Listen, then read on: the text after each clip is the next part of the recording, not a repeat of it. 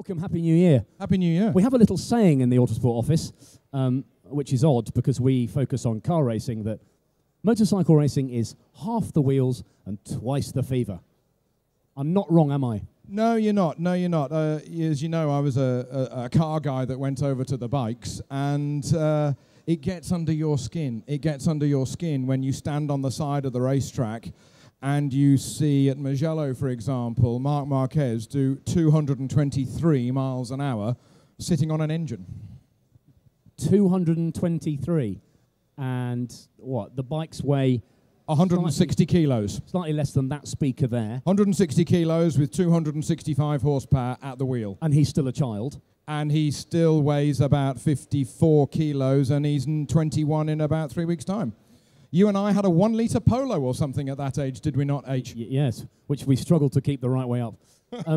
Honestly, Marquez, I think that's a good place to start. He was utterly, utterly sensational.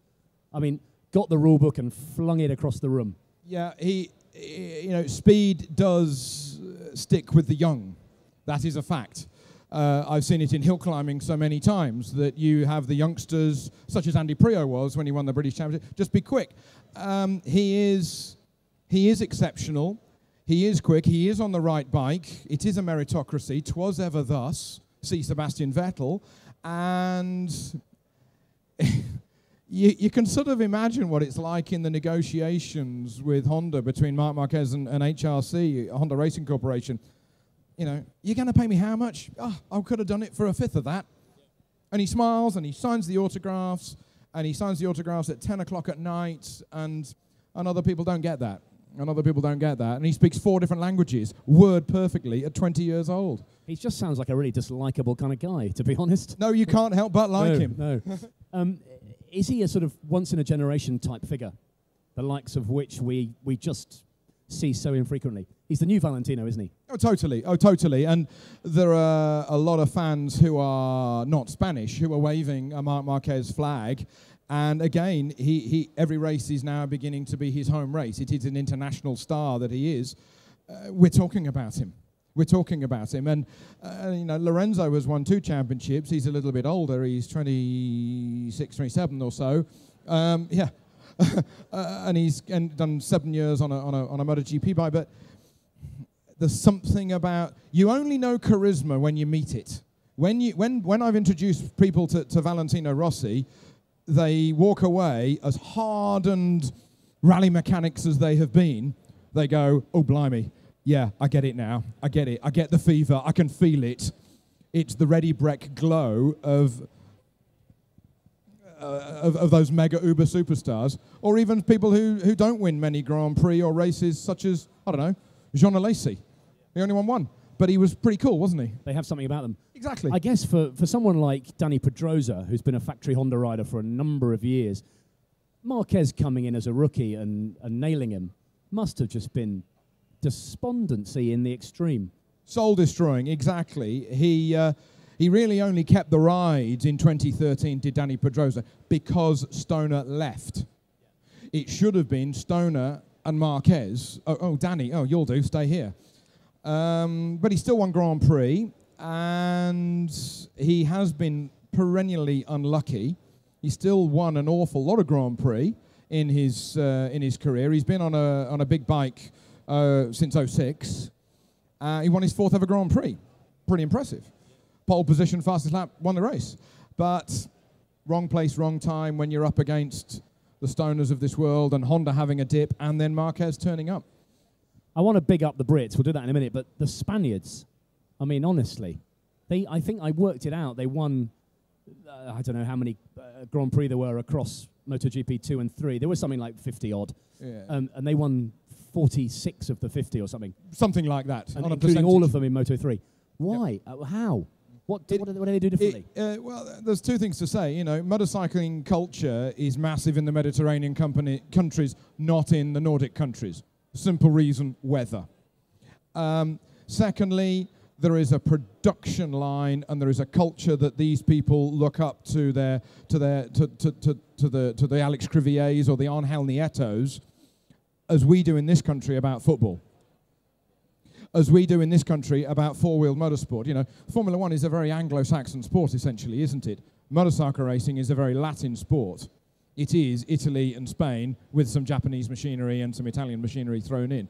Broad brush, admittedly, but they have hours of television, which is excellent, brilliant analysis, and kids want to be that person. They can't walk down the street in Spain. They cannot walk down the street.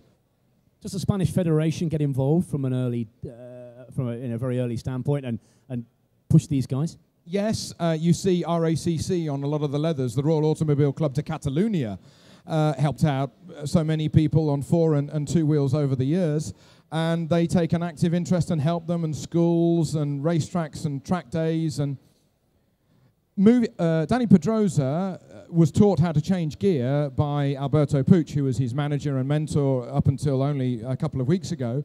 And he applied through the Movistar Junior Cup, Movistar being Telefonica O2 in Spain, and they had something like 6 reams worth of paper, what's that, 3,000 applicants, and he had to manually get it down to 100, and he saw 60 at the racetrack, and they were all this high. And Danny Pedrosa was a 3-time world champion. Tony Elias has been a 1-time world champion, and other guys have won Grand Prix, all because they applied in a magazine, you know, similar to KX Academy, except even on a more broader basis, much more broader basis. They were teaching them to change gear, and they ended up with world championships. Yeah, fascinating. That sort of thing doesn't happen in Britain, does it? But don't underestimate how lucky we are with the McLaren Autosport BRDC Awards, with, you know, giving the Davids, the Darios, and the Jensens that foot up, that help up over the years. Are there any schemes in British motorcycling on a similar level? Are we actively looking for the next Barry Sheene, the next Mike Hailwood, the next John Surtees? Not to the degree of the McLaren Autosport Award, no. However, the British Superbike Championship is hugely prosperous. Massive crowds, you know, 9 o'clock till 6 o'clock at night. There is barely time for the course car to go around and check that everything's all in position. MSV, Jonathan Palmer, Stuart Higgs have put up a very, very tight show together. It's excellent for TV, as we know. But that is the superbike culture as well. That is different to the Grand Prix, and they're very different, difficult machines to conquer, as we have seen with Troy Corser winning the World Superbike Championship, coming to Grand Prix and struggling. Troy Bayliss struggled. Ben Spies struggled. Yes, he won a Grand Prix, but a couple of people were on the floor that day, but they struggled. It's not easy. Cal is there. He's just on the cusp at the moment. But it's not that Lorenzo, Marquez, Pedrosa level quite yet. There is that mindset that seems to give the Spaniards another, just a tenth and a half. Cal's doing a very good job. I mean, it's been 33 years since a British rider won a top-class Grand Prix, and he's come quite close. He's had poles, he's had podiums. Can he go the next step? He can. It won't be easy with this Ducati, but Ducati have got a new technical man in charge with Gigi Dall'Igna. He's been responsible for Aprilia. Aprilia Racing has really been Gigi Dall'Igna over the last few years in the low categories, and then the CRTs in the last couple of years in MotoGP. Will he change the culture of Ducati that is a little bit stuck and a bit slow? And I've always said, you know, it is about a 1993 Ferrari. Get Ivan Capelli up here and ask him how wonderful that was when he drove it for the first time. That is unfortunately where Ducati are at the moment, and they need to just slightly just roll out of that, and then of course catch up to the Japanese. They have done it before. They won the World Championship with Casey. He won 10 Grand Prix out of 16. He won the championship by 5 race wins worth of points. It's an enormous margin. But we now discover, was a very different animal and a hugely talented animal to just jump on the Ducati and win, and nobody else has done it. Not even Valentino. Not even Valentino Rossi, a 9-time world champion. He said before Christmas, did Valentino, the first time I rode that bike in the damp at Valencia test, I knew it was wrong. And it was a 2-year deal, and after the first year, I want to get out of this. And he couldn't. Melandri did 3 Grand Prix on the Ducati in something like, was it 08? And after 3 Grand Prix, he went to Ducati and said, don't pay me to today, and I'll walk away and I won't say anything. He said, I cannot get on with this bike.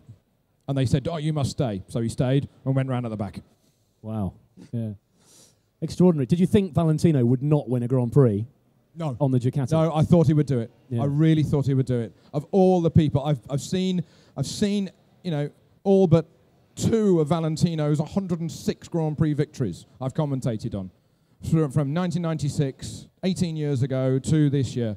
And even he's gone, God, blimey, I can't do it. I can't do it. And if he can't do it, well, who can? Yeah. Except maybe put Mark on it, or Casey back on it. But will Casey come back? That's another discussion for another day, Henry.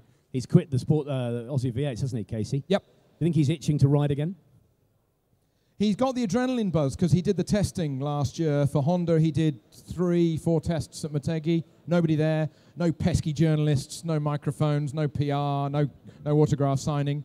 But it must have been a bit odd. It's not quite the same when you go around testing, is it?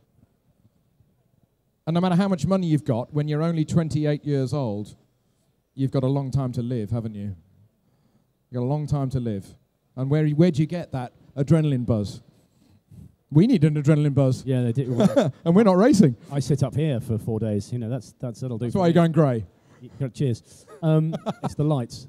Really? Yeah. Is that a fact or just your opinion? Yeah, well, you're on very, very rocky ground here, Moody. I am. Yes. Yeah. Quickly, back to what we were talking about. I read yesterday that Ducati, the Works Ducati MotoGP bikes, might go open class, which is the sort of more fuel, more fuels, more engines, but less. But you have to use the control electronics. But the perception is a Class 2 bike. It's CRT. It's the evolvement of CRT, but they'll have 3-4 litres more fuel, which is a lot. Honda have said on 21 litres, not a problem for all of the races we can do on 21 litres. But 20 and a half litres, 20 and a half litres, we are in real trouble to get to the flag at a competitive pace. So with the other bikes, they can pour the fuel through. You know, that's 20% more fuel, isn't it? 20%. So almost, in a way, making excuses in advance of being not very good, they're saying we can go a little bit slower, but we'll last longer. We might be there at the end when the big boys run out of fuel. No, in theory they can pour the fuel through down the straights, but will it go around the corners? Which is the problem with the Ducati. They can pour the fuel in to get it down the straights, which is what Ducati did in 07, and it really assisted them to win the championship with Casey. I mean, they got their running right to run it correct on the straights and maybe in a different engine management around the corners. You know, you look at it this way, Henry. If the CRT class has got 20% more fuel, and Formula One has got, 33% more fuel this year, then that's the sort of equivalence factor, isn't it? You know, you wouldn't have a car on the grid in Formula One this year that's with a 2013 car. So, but on the flip side, Ducati have to go wild card. They've got to do something to get themselves forward. And hopefully they can with the chassis. And Crutchlow, he's a racer. He is a fighter. He is a gritty racer. And he's a good lad. He's got his feet on the ground. He's got a level head. Got married at the weekend. Lovely girl, Lucy. Best thing for him and her. And he's settling. And he will do the best he can. And they can't go any lower. I said that 2 years ago, but they can't go any lower. But positive thoughts. Hurrah. Big changes with TV next year, and probably nothing announced yet. No. Big changes with TV, and it remains to be seen what they'll be doing. There's quite a pool of talent, isn't there, that chats about MotoGP, and I suppose not all the square pegs will fit into all the round holes. We wait and see. We will wait and see. I'm very passionate about MotoGP. I've done it for an awfully long time. I started when I was 23, and this is good fun, this, and learn the hard way. You make some mistakes, but after 18 years and an awful lot of Grand Prix, I know a thing or two about that paddock, and I'm very proud of it. Good stuff. It's good to talk to you. You're coming back, aren't you, at the weekend? I am indeed. I'll see you on Saturday sometime. Perfect. Half the wheels and twice the fever, eh? There's always a big hill to climb. Nice. See what you did there? The earlier one. No, I did. I got it. Oh, you got it. I saw your little eyes light up. You lunatic. Ladies and gentlemen, Toby Moody. Thanks, mate. Thank you very much.